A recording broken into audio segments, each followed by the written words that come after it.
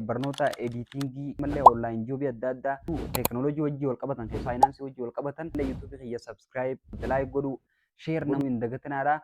Akkam jirtan harka fuunee daawwattoota kiyya guyyaa irraa wanni isiniin jechuuf dhufe yuutuubiin haakimshaa subscribe gara namoota 13 keessa dhiyaatan namoota 13 jechuudha gaheeti kan jiru.